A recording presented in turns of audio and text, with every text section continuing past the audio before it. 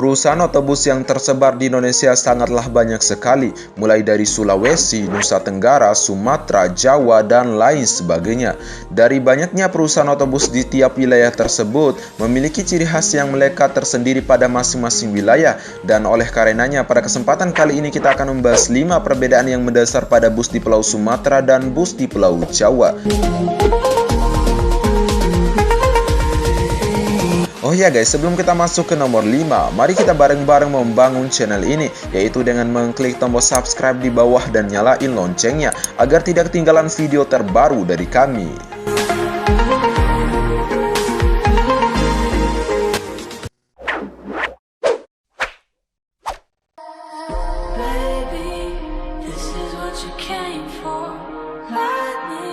Trayek terjauh dan bus tercepat. Sumatera dan Jawa masing-masing mempunyai basic dengan ciri khas bus yang berbeda-beda. Bus Sumatera memiliki banyak bus pejuang tangguh yang dikenal dengan trayek super jauhnya. Bahkan ada yang bilang sebagian besar bus Sumatera merupakan bus yang bisa membuat pantat Anda gosong, kaki bengkak, dan lain sebagainya. Karena bus Sumatera dikenal dengan trayek super jauhnya, ada yang 3 hari, 5 hari, 1 minggu, bahkan ada yang 1 minggu lebih juga guys. Kebanyakan bus pemegang rekor trayek terjauh di Indonesia kebanyakan berasal dari Sumatera. Bus-bus itu tidak lain dan tidak bukan itu bus antar lintas Sumatera, bus PMTOH, Putra Pelangi, Siliwangi Antar Nusa, dan lain sebagainya. Namun ketika kita berbicara bus-bus yang ada di Pulau Jawa, pastinya tidak terlepas dengan bus-bus tercepatnya, dan bahkan di beberapa sumber menyebutkan bahwa pemegang rekor dengan bus tercepat di Indonesia didominasi oleh bus-bus yang berasal dari Pulau Jawa. Sebut saja seperti bus Sugeng Rahayu, bus Eka dan Mira, bus Haryanto, Sudiro Tunggajaya, dan lain sebagainya.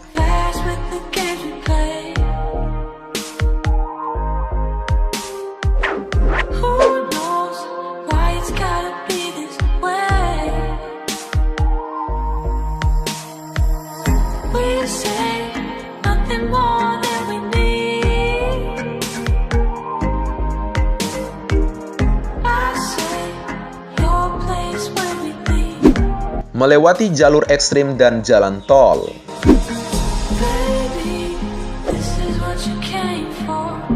Kalau kita pernah melakukan perjalanan dari Pulau Jawa ke Pulau Sumatera melalui jalur darat, tentunya pasti bisa membedakan ciri khas kedua jalan yang ada kedua pulau tersebut.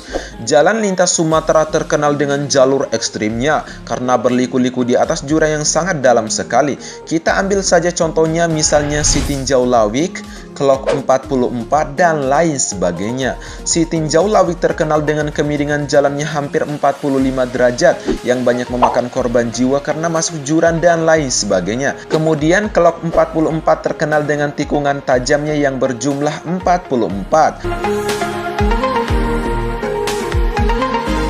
Sedangkan di Pulau Jawa terkenal dengan jalannya yang mulus-mulus dan terkenal juga dengan trek lurusnya. Bagaimana tidak, di Pulau Jawa merupakan pulau dengan banyaknya jalan tol. Sebut saja seperti tol Sragen sampai Ngawi, tol Semarang sampai Salatiga, tol Jombang sampai Surabaya, dan masih banyak lagi. Dan di jalan tol pun sering dijadikan oleh para supir bus untuk salip menyalip antara sesama bus guys.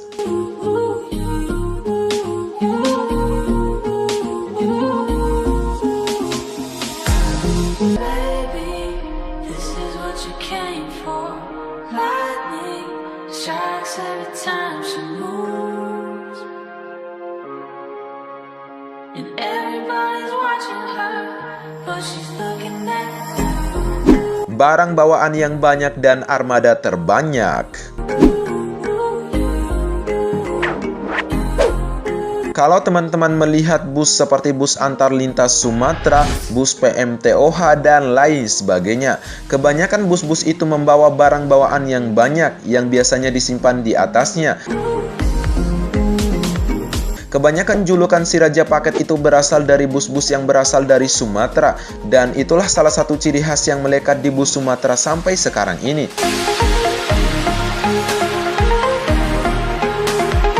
Namun lain lagi ceritanya ketika kita berbicara tentang bus yang ada di Pulau Jawa. Di Jawa terkenal dengan jumlah armadanya yang banyak untuk satu perusahaan otobus, dan bahkan banyak perusahaan otobus di Pulau Jawa dengan jumlah armadanya yang mencapai ratusan unit armada untuk satu perusahaan otobus saja. Maka tidak heran di ruas-ruas jalan yang ada di Pulau Jawa kita menjumpai bus dengan nama yang sama.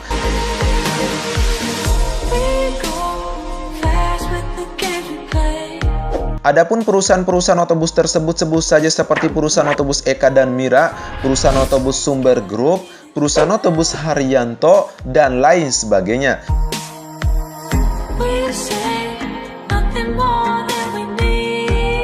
Namun pada dasarnya perusahaan otobus Sumatera juga mempunyai jumlah armada yang banyak untuk satu perusahaan otobus saja. Namun basicnya ada di Pulau Jawa, guys.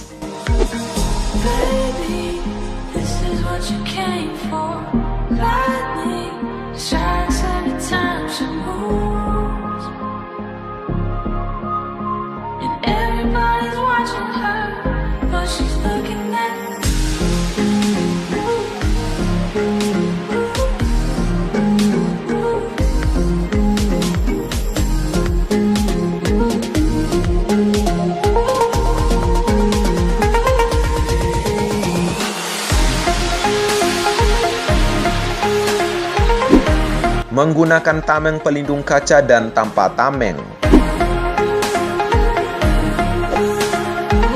Salah satu ciri khas yang melekat di bus Sumatera dan bus di Pulau Jawa adalah tentang penggunaan tameng pada kaca bagian depan bus. Bus Sumatera terkenal dengan penggunaan tameng di kaca bagian depan busnya. Sebut saja seperti bus Sempati Star, bus Putra Pelangi, bus NPM, dan lain sebagainya. Namun sebenarnya tidak semua bus Sumatera menggunakan tameng ataupun besi pelindung kaca bagian depan bus. Kadang-kadang kita bertanya pula, kenapa dipasangkan tameng di kaca bagian depan bus? Jawabannya tidak lain dan tidak bukan, karena di jalan lintas Sumatera banyak orang iseng yang suka ngelempar batu ke kaca bagian depan bus. Dan selain itu juga medan yang dilalui oleh bus Sumatera rata-rata di hutan, dan itu semua untuk menghindari tertimpa batang pohon dan lain sebagainya.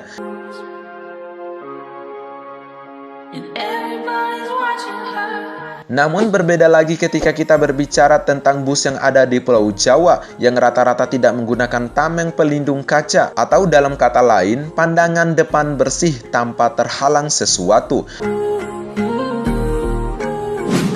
Namun dikabarkan ada satu perusahaan otobus yang menggunakan tameng pelindung kaca di Pulau Jawa, yakni perusahaan otobus Cendana. Kalau teman-teman melihat bus yang menggunakan tameng ke Pulau Jawa ataupun ke daerah lain, itu tidak lain dan tidak bukan pasti bus yang berasal dari Sumatera, kecuali perusahaan otobus Cendana yang udah saya sebutkan tadi, guys.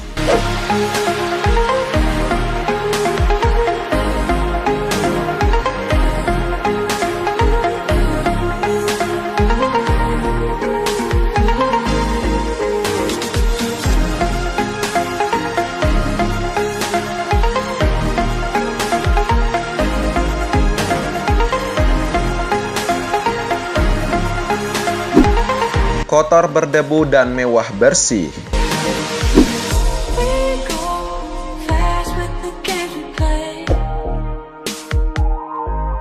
Perbedaan yang melekat antara bus Sumatera dan bus di Pulau Jawa selanjutnya, yakni tentang kebersihan dan kemewahan. Kalau teman-teman pernah melihat bus Sumatera seperti bus antar lintas Sumatera, Medan Jaya, PMTOH, dan lain sebagainya, rata-rata bus tersebut kotor dan berdebu karena medan yang dilaluinya. Selain itu juga disebabkan karena perjalanan jauhnya. Tapi kalau di rumah makan, bus-bus tersebut akan dicuci.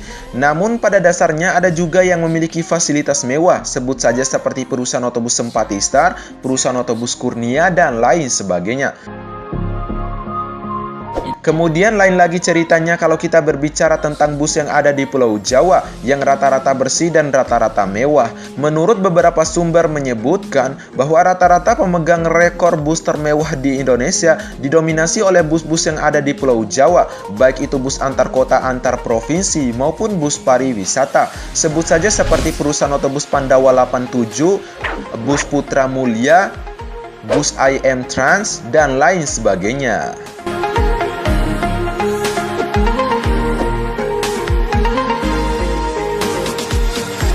Oke guys, itulah kelima perbedaan yang mendasar pada bus di Pulau Sumatera dan bus di Pulau Jawa. Kalau suka videonya silahkan di-share. Oh ya guys, jangan lupa klik like, comment, and subscribe. Dan sampai jumpa di next video.